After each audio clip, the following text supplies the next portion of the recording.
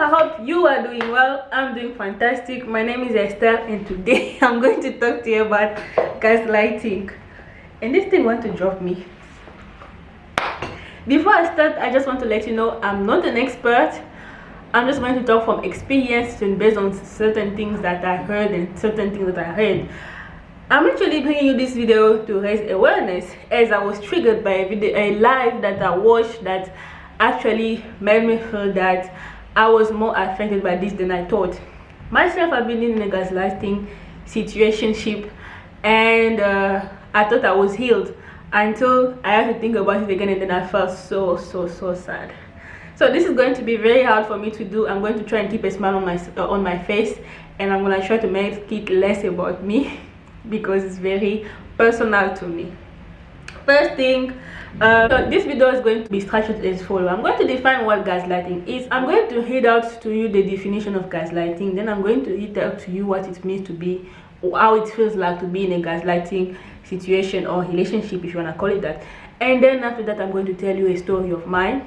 If you don't want to listen to it, it's okay, but I'm still going to tell you just to raise awareness. This video again is not about me, it's about gaslighting. So from Google, what is gaslighting? Google defines gaslighting as a form of emotional abuse that is seen in abusive relationship. It's the act of manipulating a person by forcing them to question their thoughts, memories, and events occurring to them. A victim of gaslighting can be pushed so far that they can question their own sanity. That is very touching and very bad. Now I'm going to Google the characteristics of a gaslighting. Straight from Google, signs of gaslighting. When you are being gaslighted, you no longer feel like the person you used to be.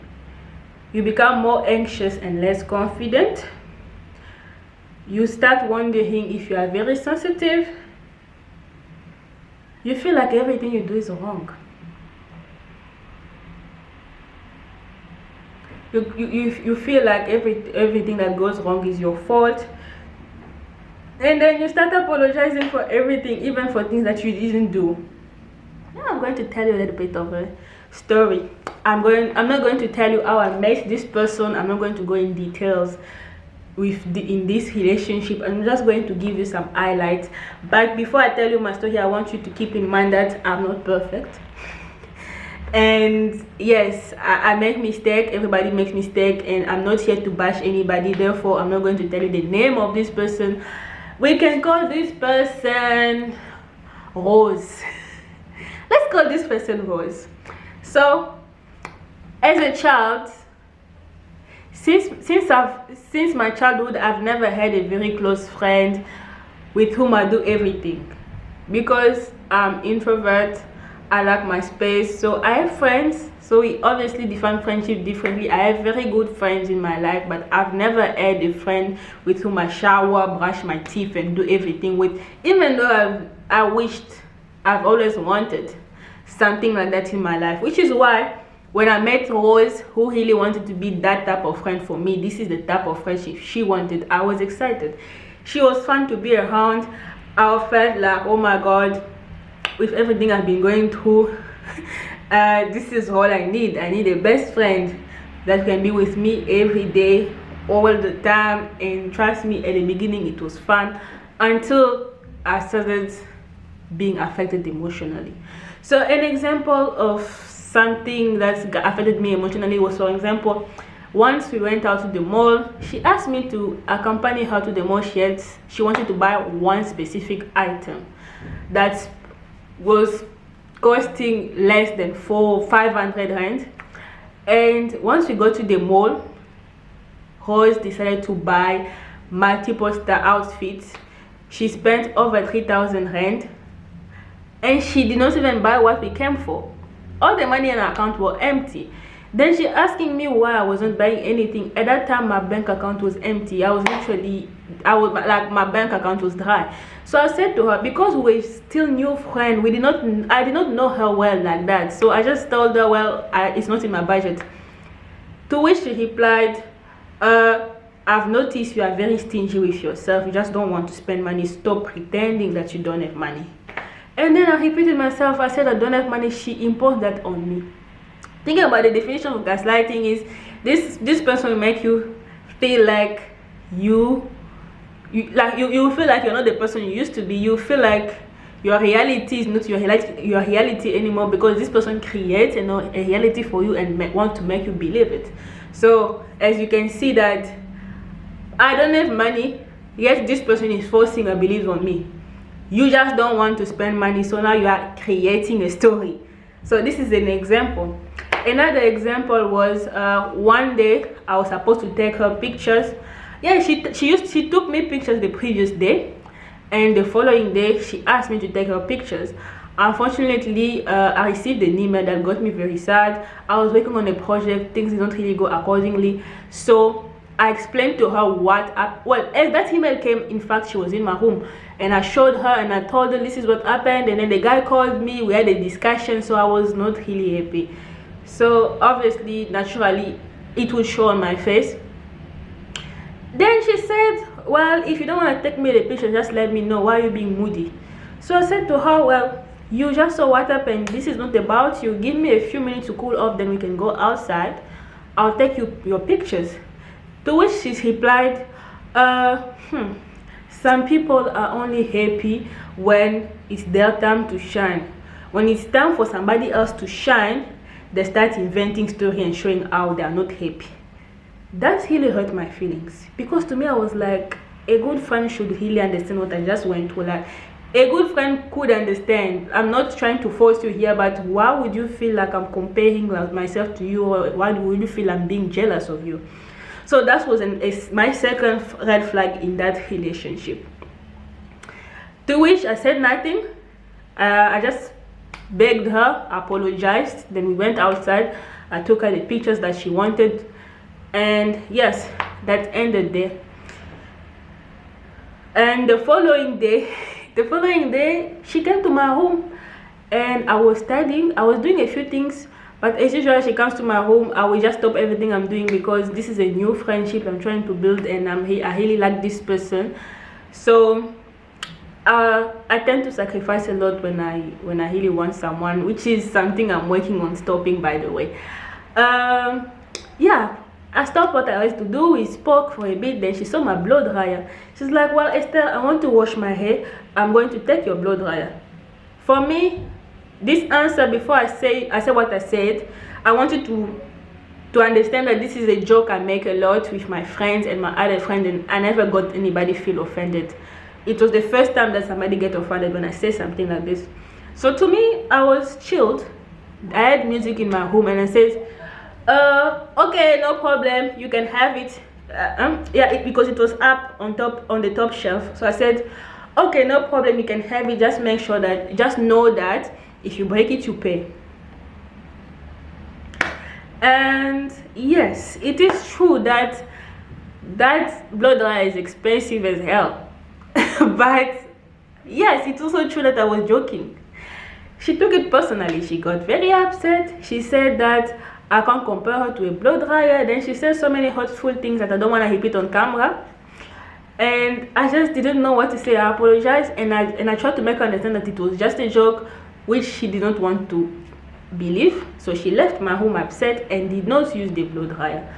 After that, I felt so bad, and I felt the need to have this conversation, which is something I do when I have a misunderstanding with anybody in my life. I don't like leaving misunderstanding unheard. So I will come back and ask you if you can talk. Then we talk about it. We can either agree or explain ourselves, or agree to disagree, as long as we addressed the situation. I do this with my other friends, my family, anybody. But with this particular person, it went south. One thing you need to know, that a narcissistic person and a gaslighter, there is a very thin line between being narcissistic and being a gaslighter. Actually, research says that a narcissist is a gaslighter, but not all gaslighters are narcissists. So let's not go into that. I asked her if we could talk about it. She said yes. Then I explained to her, well, what happened this morning. I'm really sorry, it was a mistake. I'm really sorry you felt hurt by my way of replying to you, but I did not mean to hurt you by saying that if you break, you pay. I understand that you are very hurt, but I'm gonna take it back. It's my bad. To me, it was just a joke. And something else I want to talk about is the day you said you insinuated that I did not want to take you pictures because I was jealous of you or something like that. Then I repeated the story. I said, this is what happened. I was not in a good mood, and I explained to you, to which you said, without even talking straight to me, you were looking in the mirror as if you were talking to yourself. Some people are only happy when it's their turn, but when it's somebody else time to shine, they become sad and moody. I really did not appreciate that because I'm not that type of person. To which she replied, what? Me? I don't think I don't remember saying that. I don't know what you're talking about. Because I'm really trying to think, and even if I said that, I don't think I would have said it in a way to hurt your feelings. If I said it, it means you must have done something. Which was like, okay. Then she took the story of the blow dryer again. That was like my third attempt to try and explain that situation. She turned it against me again and said, no, I meant what I said. She said I meant it, that if she breaks it, she's gonna pay it. And I'm comparing her to a blow dryer, and she's not gonna apologize for getting upset. So I try to like explain again. I'm like, this is not about me wanting you to apologize for getting upset. This is me trying to fix our relationship, because I can't pretend. I can't be unhappy about something you did and smile at you. I'm not that person. If I'm unhappy with you, it's gonna show on my face, and this is who I am. But the girl wouldn't have it, so she spoke, and then she asked me if I was done, if I had something more to say. So I said no, nothing. She left. Another incident. Okay, this is an example just to show you that when you're dealing with a gaslighter, they will never own up to what they did. Because they naturally feel they need to defend themselves. They're not doing it on purpose. Sometimes they don't even know what they are doing. So it's kind of useless to confront them, because they're going to turn everything against you. Another example is the time where I got a new phone. I came back very excited, and I really I wanted the iPhone so bad. I was like, yo, if I can have an iPhone, I'll be so happy. Then I got the iPhone for a gift for my graduation and birthday, and came back, and I was like, look, I got an iPhone, I'm so happy. And then she asked me, how much is it? I said to her, well, I don't know, it's a gift. When somebody gives me a gift, I don't ask how much is it. What's the specs of that phone? Which iPhone is it? Then I said to her, well, I don't know, it's a gift. I just got it like a few minutes ago. I just put my SIM card in it. I'm just too excited right now. Then I gave her the phone so that she can check the specs herself. Then she checks, and she's like, oh, iPhone 11. I will get iPhone 12. iPhone 12 is better than this. Yeah, I would get iPhone 12 very soon.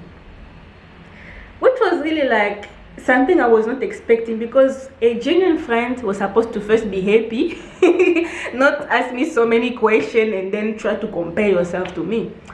That was the first time that I was like, okay, I think I need to check this friendship situation, because this is not making sense to me.